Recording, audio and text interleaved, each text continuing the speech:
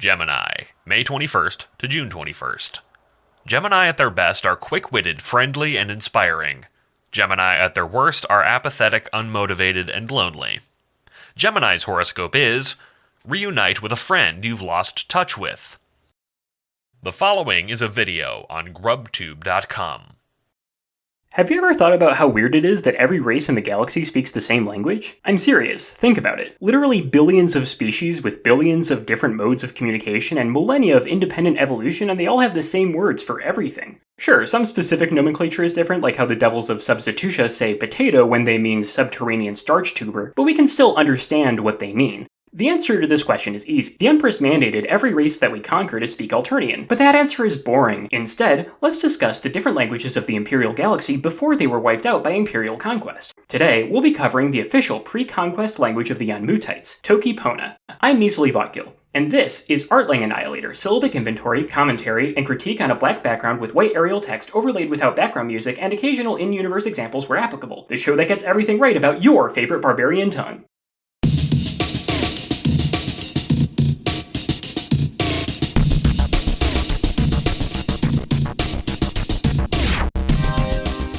My name is Solix. I never bought into the Empire and their hemoist, monarchist bullshit way of doing things, so maybe a bunch of humans will be a breath of fresh air, even though I highly doubt it. I used to live in a communal pod structure in Outer Horner, awaiting the day the drones descended to either kill me or use me as a battery for one of her imperious shithead dissension's warships. I waited, that is, until she told me the world was going to end. I guess if most people found out the world was going to end, they'd be bummed out, but I was stoked as hell. I was kind of sad that I probably wouldn't be able to play cuboid block replacement and simulated mining game anymore, but, whatever. Inside the game, everything went smoothly. Everyone has probably already talked about Operation Regissert by now, and that went off without a hitch. Jack Noir, our version of Jack Noir, a guy who called himself Spade Slick, killed the Black Queen for us, essentially meaning we had to kill the Black King. Our Black King was going to be a fucking doozy, though. See, you know how when you prototype your kernel and then enter your gate, the imps and game enemies power up with whatever you prototype them with? Turns out, Fefri prototyped her mom, who is basically the god of our planet, so yeah. Luckily for us, we had all managed to get to Sky at that point, so Karkat and I, mostly me, he just bossed everyone into position, were planning our ultimate assault.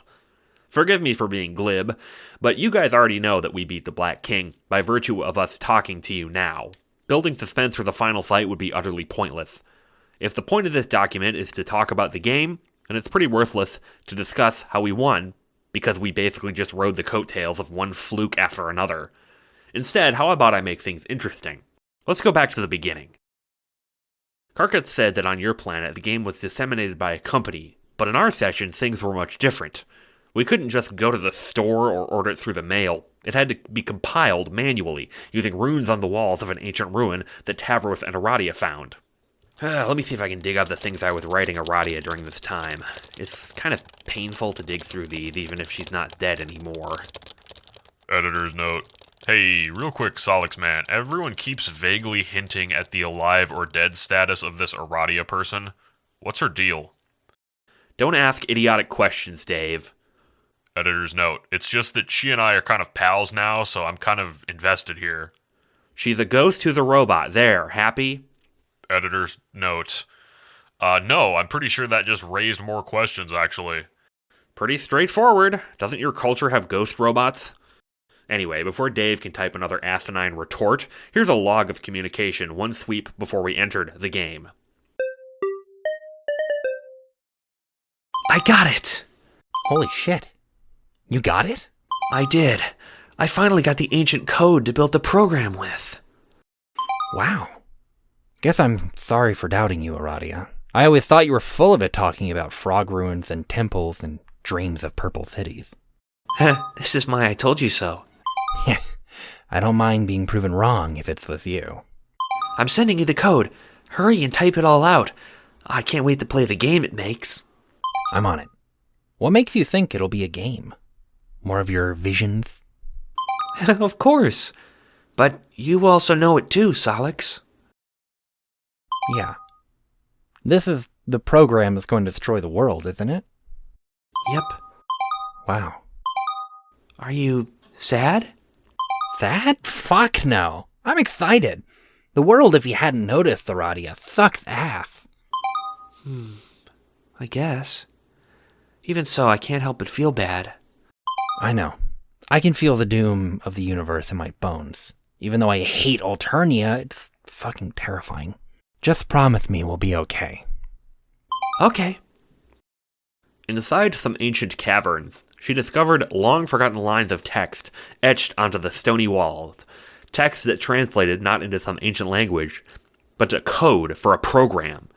Being a programmer myself, I considered this a challenge. What I didn't consider was what this code would do. Almost as if the universe itself intended for me to cooperate unquestioningly. The universe can be annoying like that. It took me 8 cycles to work through, but eventually I cracked it. Aradia. Solix. Are we just gonna menacingly state each other's names? What's up? It's done. It's done? Suffer below already? Solix, that's amazing. I haven't slept in 3 cycles, but it's fucking done. Let's boot this baby up. I opened the game, with myself as the client and Aradia as the server. As you all know, the game is pretty fucking baffling when you first start things up, but Aradia seemed to know just what to do. Jesus. This is a real-life game, huh? Kind of like Flarp. Yeah, except Flarp requires VR and game constructs. This is just overlaid on reality. Sufferer H expletive. Are you sure we should be messing with this? I mean, I know it's gonna end the world and all, and this is our only escape, but like, wow. Wow is right. Okay, well, let's put this on hold, okay? Like I said, I'm sleepy as fuck. On hold? We can't. Come on, Aradia, the end of the world isn't for another sweep at least. I'm exhausted. I know, Solix, but just a little more, okay? Fine. At the time, I thought Aradia was just excited to get started, but now I know she was racing against the clock. She placed my machines, the totem and the alchemitor and whatnot, and they sat dormant, for the game wouldn't start in earnest for many more moon spans. My entry item was a phone, colored the same yellow as my blood. I don't get it. Well, that's your entry item, Solix. Every entry item is like a little puzzle. Once you solve it, you enter the game. Some people's entry items are easy, like, say, biting into an apple, but some are more obtuse, like breaking a bottle. Mine seems pretty straightforward, just wait for it to ring, but that's fucking boring. I know. The point is, you'll enter when the time is right. When the time is right, huh? Well, okay, I guess that's that. Now what? Do we work on getting you in the game? No. Someone else will do that. They will? Yes. Okay, let's talk to them. We can't yet. Things have to be done in a certain order. They're out of our hands now. Quit being so cryptic, Aradia. You're kind of freaking me out. Sorry. Do I seem down, Solix? I just want you to know that I'm fond of you, okay? Oh, I'm fond of you too, Aradia. What's going on? You're making me nervous. Solix, I wish I had time to tell you more. Time is in short supply, huh? I guess that's pretty ironic. Promise me you won't blame yourself for what's about to happen.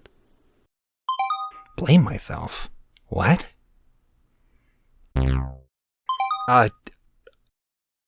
That was my last conversation with Aradia Megiddo before she died. Before I killed her. I know you humans must have a lot of questions.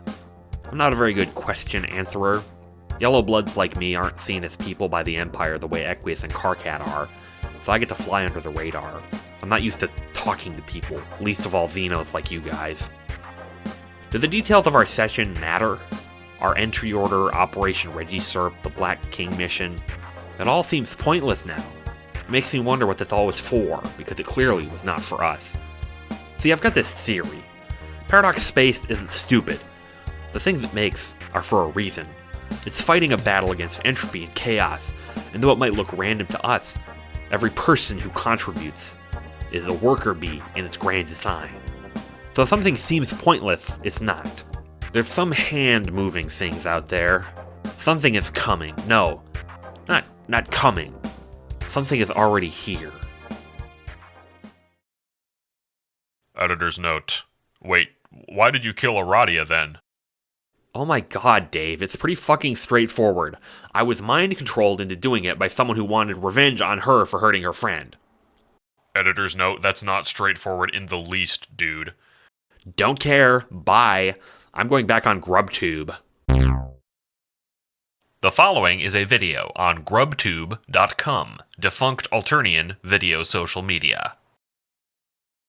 I made a video about the Sufferer. Then, things got weirder. Hey guys, so in my last video, I discussed some of the discrepancies between the accepted history of the Alternian Empire, things like how the Sufferer died, his final words, that kind of thing. I went into detail about how the Empire got a few things wrong when we compare the Sufferer's crucifixion story to the facts uncovered by local archaeologist Aradia Megiddo. Imagine my surprise when in my female inbox folder I found a letter, not just from an Imperial representative, but from her imperious condescension. Dear little miss asks too many questions. Keep sticking your nose where it doesn't belong, and soon you might not have one. Needless to say, reading that was buck wild. It was male antlerbeast hysterical, even. An actual correspondence from the Empress. We all thought she was off-world, but it looks like she might be coming back. Not only that, but she was responding to my video on GrubTube. Unfortunately, before I could send a message back to clarify what my video got wrong, a horde of drones descended on my hive, completely destroying it. That's why my background is different. I'm actually inside a bunker my co-writer Emily let me stay in to evade getting called, which has actually been pretty fun. In this video, we'll be going over what the drones yelled at me as they tried to impale my body on their spear-like hands to try to piece together what I might have gotten wrong about the Sufferer's life. But first, in order to pay for more Faygo rations, here's a message from this video's sponsor, Killiant. The following is a comment thread on grubtube.com on the above video. Twin Armageddons. Utter tripe. She already knows the Sufferer story is hogwash, so she's trying to shut your ass down. Go back to making videos about filmed adaptation of the theatrical music-infested stage productions. Friendly Ghost. I'm pretty sure that's not it. If her imperious condescension really knew, then why would the textbooks say the wrong stuff? Hey, Twin, you should be careful about what you say online. Twin Armageddons. Shut the fuck up, Casper. Seriously, do you read my comments just to get angry? The Condeth isn't your friend. She's a tyrant. She has a body count in the trillions. Friendly Ghost. I mean, I guess. I can excuse the deaths of Xenos off-world, but I can't excuse telling lies to her own people. Twin Armageddons. Cull yourself now. Homestuck Alternate Universe is written, produced, and narrated by Thunk McLovin. Also featuring Janaya as Kanaya, AE as Terezi, Bucky as Karkat, Pakin as Tavros, Shrimp as Nepeta, Technically Dead as Salix, Harper as Vriska, Eclippi as Gamzee and Equius, and West as Pfeffery. Illustrations are by Sunny Dionysus and Gastro. Please support Homestuck Alternate Universe on patreon.com/funkmclovin for early access, behind the scenes, and bonus features, but mostly to simply support the efforts of independent creators. Homestuck was written by and is the creation of Andrew Hussey. Thank you for listening.